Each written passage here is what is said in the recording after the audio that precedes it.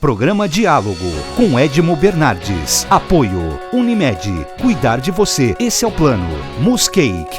Venha reconhecer. Unidade Itatiaia. Valorap. Auditoria. Contabilidade. Consultoria tributária e financeira.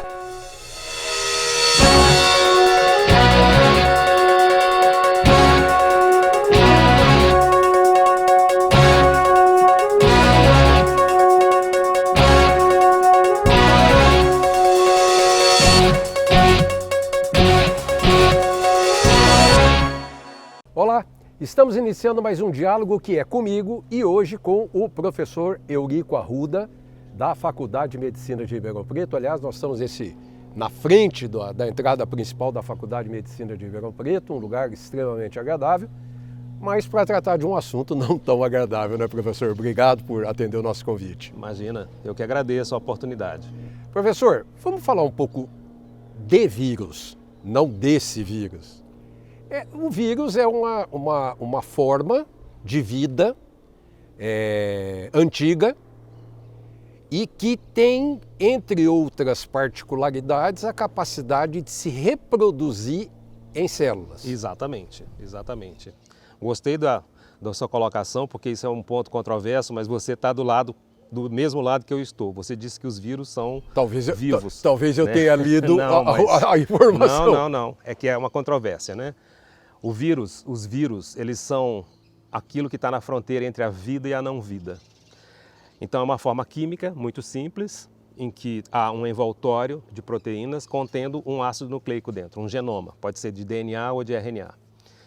E o invólucro do vírus, o capsídeo, a membrana, eles são apenas veículos para o vírus ganhar acesso a uma célula. Porque, na verdade, o que importa é o genoma, é o DNA ou o RNA, que vão se replicar dentro da célula para produzir progênie. Então os vírus, sim, se propagam muito eficientemente, muito rapidamente e eles evoluem, eles vão mutando, né? E então eles eles passam pela mesma seleção natural darwiniana que todos os seres passam, né? A natureza está repleta de vírus. Você tem vírus em todos os seres, em todas as plantas, todos os animais, até seres unicelulares, bactérias, algas, tem vírus dentro, né? E esses elementos genéticos de troca ficam passando entre uma espécie e outra, né? Se for dada a oportunidade, eles passam. E se eles se adaptam nessa nova espécie, eles progridem. Foi o que aconteceu com esse vírus, que a gente está presenciando essa pandemia agora, né? Foi um pulo de espécie de um vírus que estava adaptado no hospedeiro, no qual ele não causa problema. Pulou de espécie, quando o vírus pula de espécie em geral, isso tem um efeito, não fica barato. Mas a tendência natural dos vírus ao longo da sua evolução é se adaptarem aos hospedeiros e causar o mínimo dano possível, porque, imagina, o vírus é um parasita intracelular obrigatório, ele tem que ter um hospedeiro para se replicar dentro. Então ele não quer que esse hospedeiro morra, porque se o hospedeiro morrer, ele também morre. Então é um processo de adaptação em que o vírus busca causar o mínimo efeito possível para poder se reproduzir. O senhor falou do DNA, vamos falar do DNA, do RNA, quer dizer, o ácido desoxirribonucleico. E o ácido ribonucleico. Ribonucleico, pelo que eu vi, as variedades dos vírus, alguns se adaptam ao DNA, outros ao RNA, e tem uma modalidade que é dos dois. Os retrovírus. Esse caso do coronavírus é o RNA. Tem alguma explicação? Porque essa história do coronavírus com o RNA? Não, os coronavírus são... Coronavírus é uma família de vírus bem vasta, né? Existe coronavírus de diversas espécies animais e eles, desde sempre, o genoma deles é de RNA. Só vírus tem genoma de RNA, né? Geralmente os plantas, bactérias, seres humanos, mamíferos, enfim, todos os animais usam DNA como passagem de informação genética. Só vírus, que alguns deles usam RNA. Isso é uma coisa que não se sabe por quê, né? É uma forma ancestral de vida. Provavelmente os primeiros seres que existiram na biosfera foram RNAs, seres de RNA, né? Portanto vírus, porque o RNA pode se autorreplicar, né? Então é isso, os coronavírus são de RNA, mas não há uma preferência, não é melhor ser de DNA ou ser de RNA, são coisas diferentes, independentes. Agora é a pergunta, aquela que... Da onde saiu esse tal de coronavírus, o Covid-19? Que outros o senhor já deve saber, que existem outros modelos e tipos de coronavírus. Da onde saiu esse? Veja, nós estudamos coronavírus já faz um tempo, né? Porque existem vários coronavírus que são...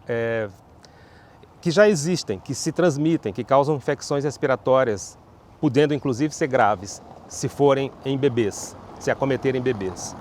Recentemente, há uns poucos anos, nós fizemos um estudo aqui no HC em que a gente mostrou que dentre as crianças pequenas com infecção respiratória no hospital, o vírus que se associou mais frequentemente com necessidade de UTI foi coronavírus. Não diga. Só que não esse Covid, não esse SARS-2 agora, mas os coronavírus... Não atrapalha isso.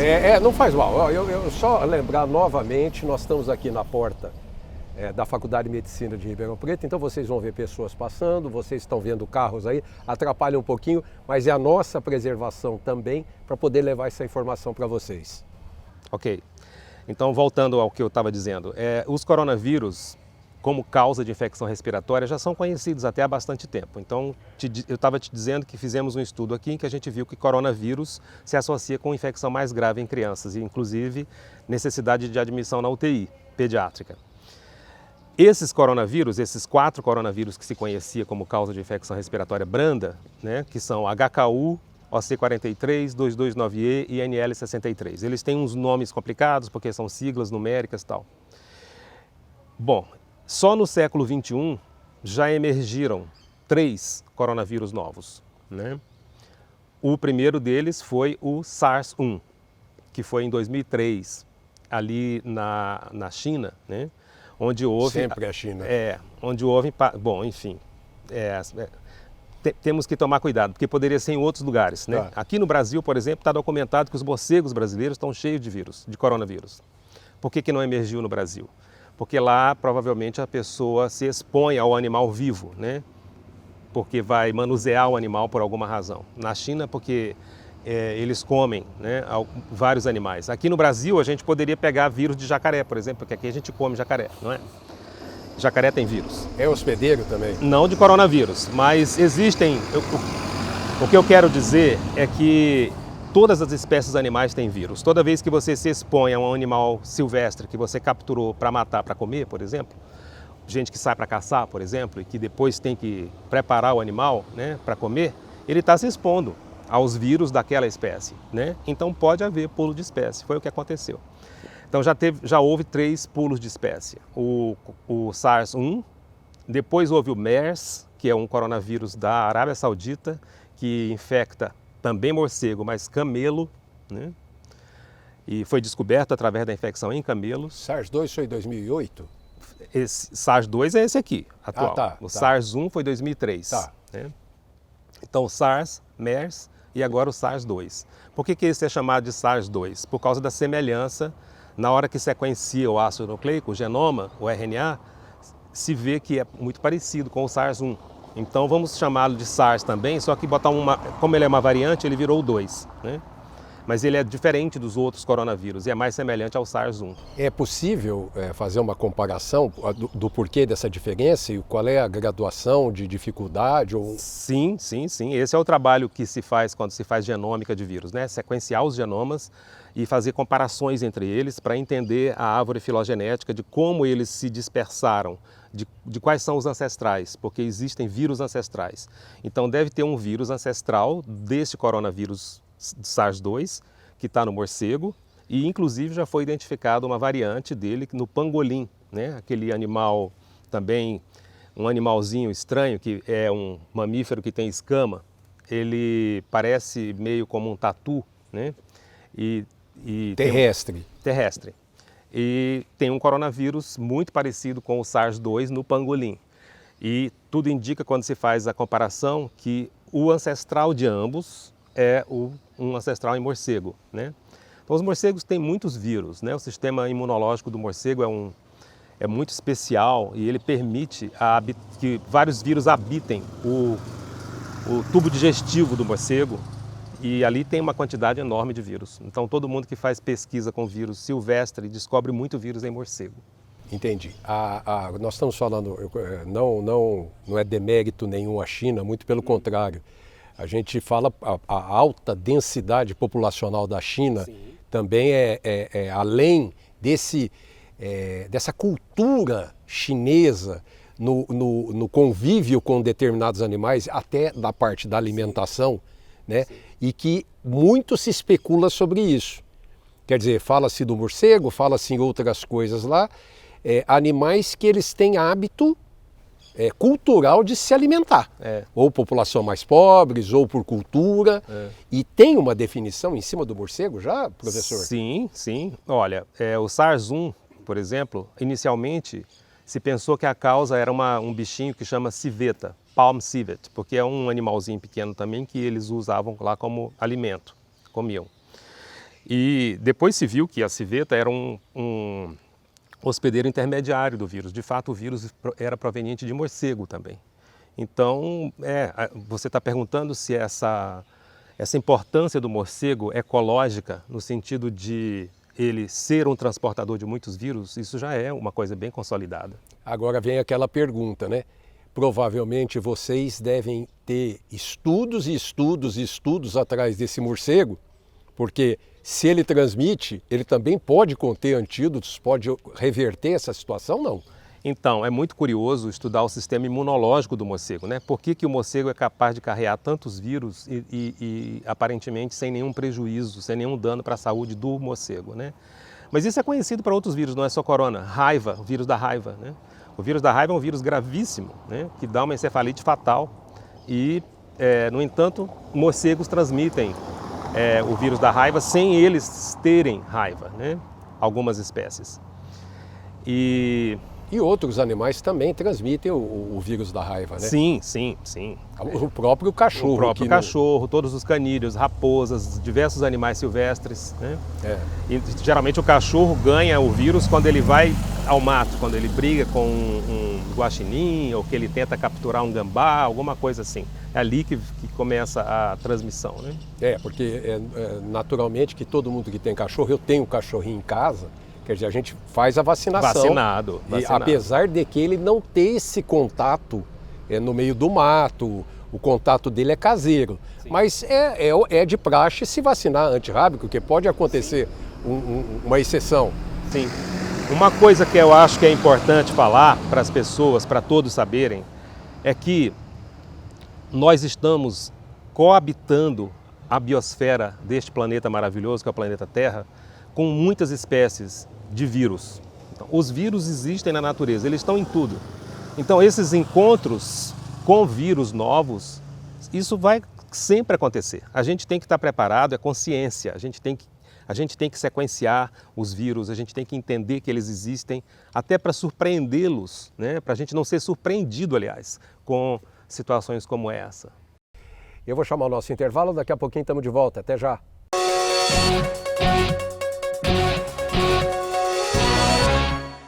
Unimed Ribeirão, o plano que abre as portas do hospital mais inovador da região, de um dos centros cirúrgicos mais seguros do país, do Centro de Cardiologia e Neurologia com tecnologia de ponta, que abre as portas de uma UTI com equipe altamente qualificada, de um avançado centro de diagnóstico, que abre as portas para uma equipe multidisciplinar, além de uma moderna hotelaria. Unimed Ribeirão, de portas abertas para você e para a saúde da sua família.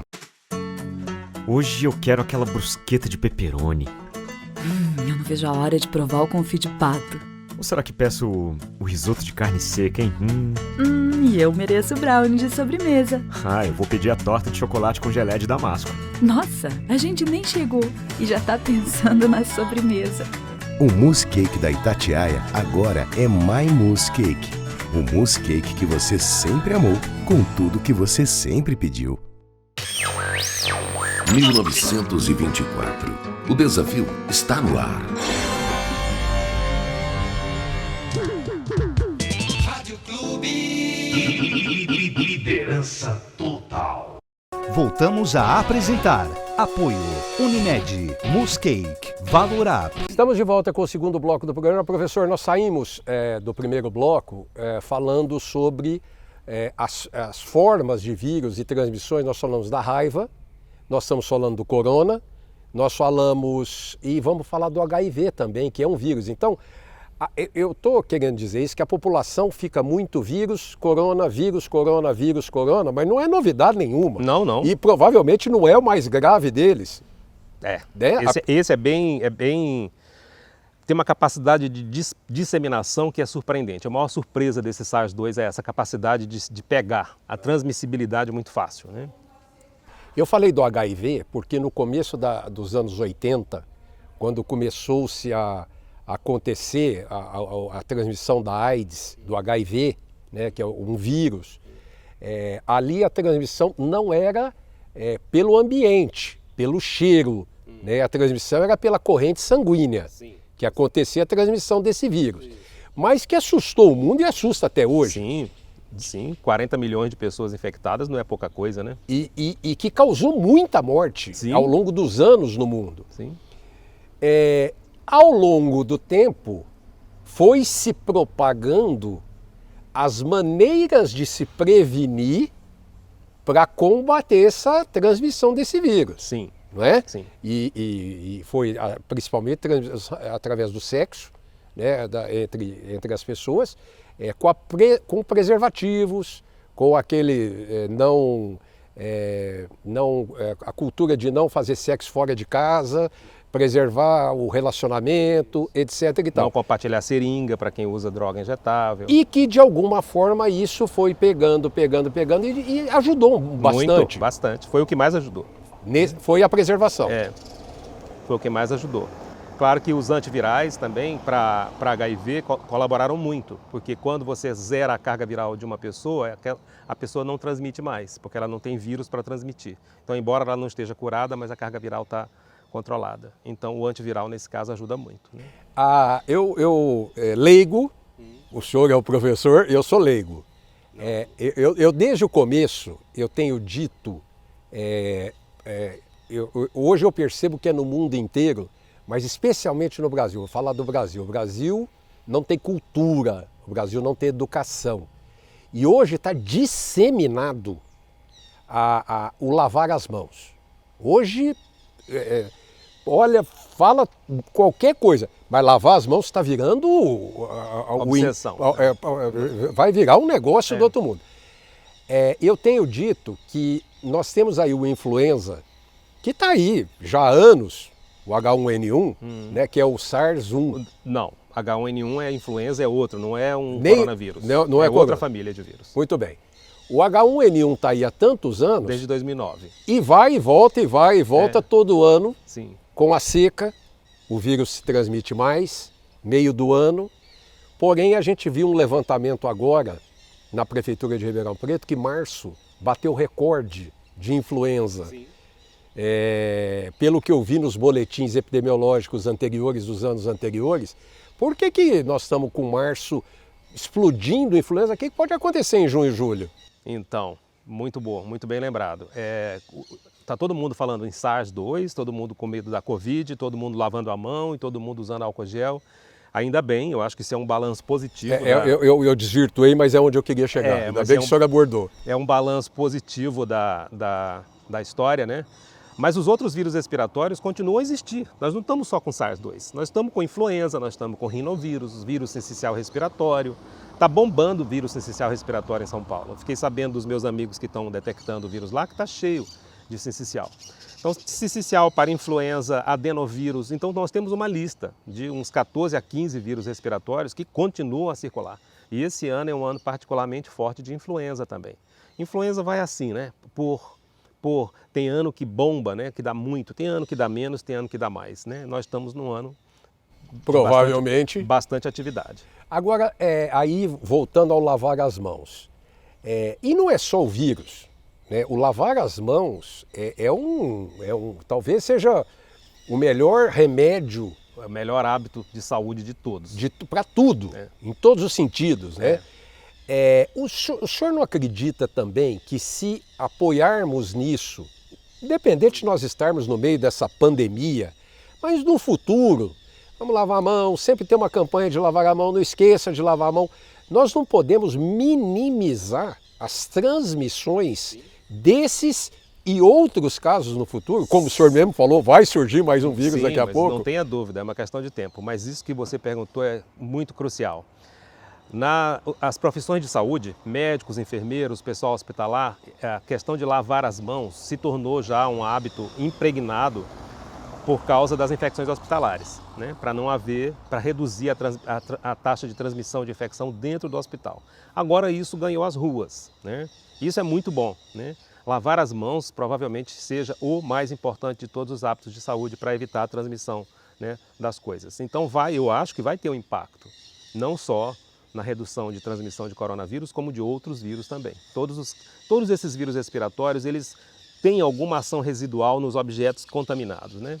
Então se você espirra em cima de uma mesa, a mesa fica com vírus. Se alguém depois vem, passa a mão e leva a mão ao olho, já se inoculou. Pode ser um vírus de influenza, um vírus de resfriado, né? E agora o SARS. Então lavar a mão é uma coisa muito boa, um bom fruto, vamos dizer assim. Lavar as mãos e lavar essa higienização de mesas, de computadores, de celulares, que a gente toda hora está pondo a mão. Exatamente, toda hora você está... Se você cria consciência, por exemplo, de você vai num lugar público, utiliza a mão para segurar no corrimão de uma escada rolante, ônibus, a porta, né, a maçaneta de uma porta, que todo mundo põe a mão, aquilo está cheio de vírus, né, bactéria, vírus, tudo. Então lavar as mãos é um bom hábito.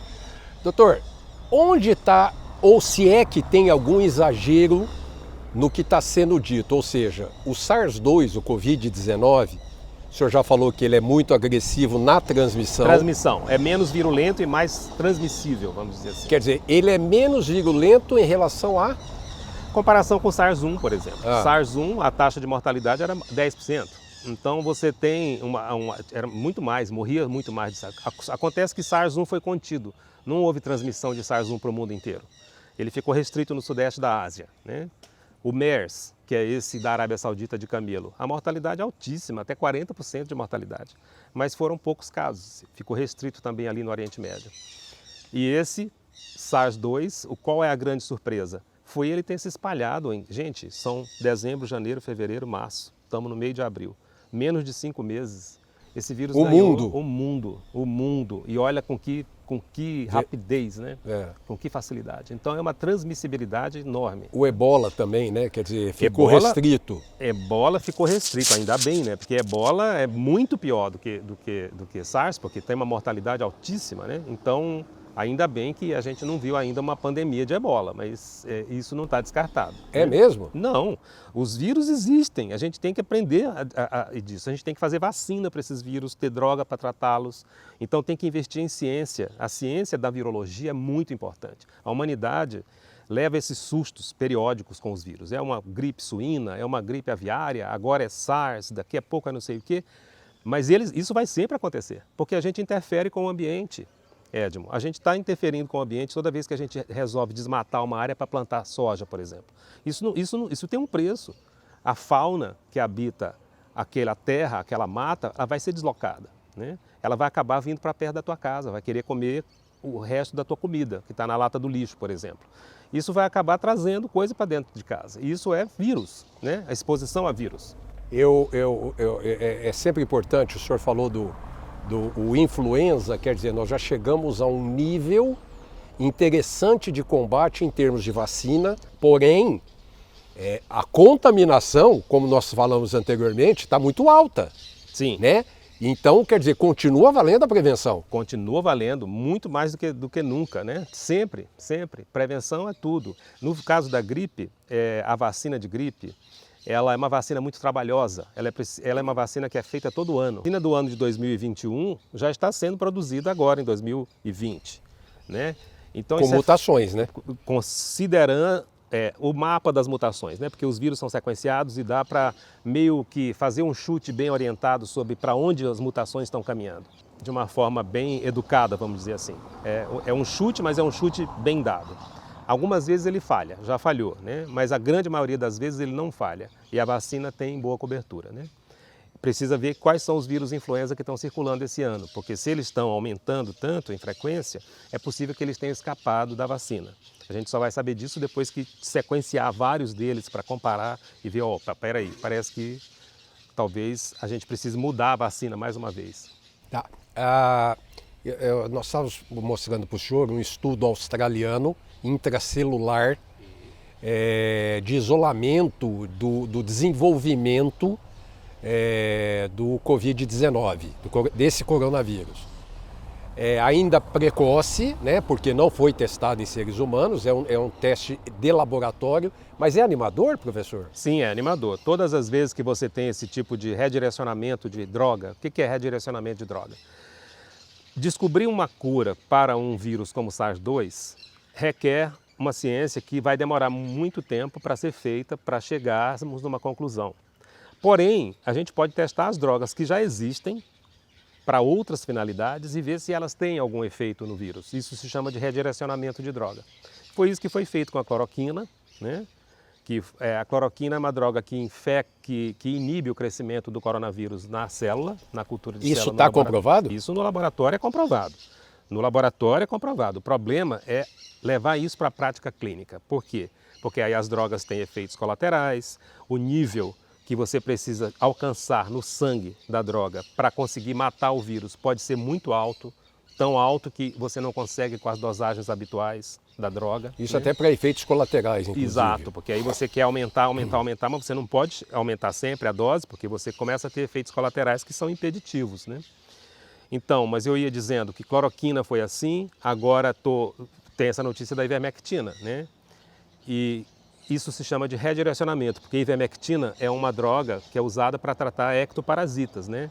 Piolhos, outros tipos de parasitas de pele e tal. E se ele tiver um efeito no coronavírus, vai ser bom, porque é uma droga que já existe no mercado. Já tem um perfil de segurança bem caracterizado, né? Mas precisa fazer o estudo clínico, porque não significa necessariamente que se funcionou no laboratório, vai funcionar na prática clínica. O estudo precisa ser feito. Como é o estudo? Tratar pessoas com esse remédio e comparar com um grupo que não recebeu o remédio e ver se tem diferença. Entendi. Nós estamos indo para o final do programa.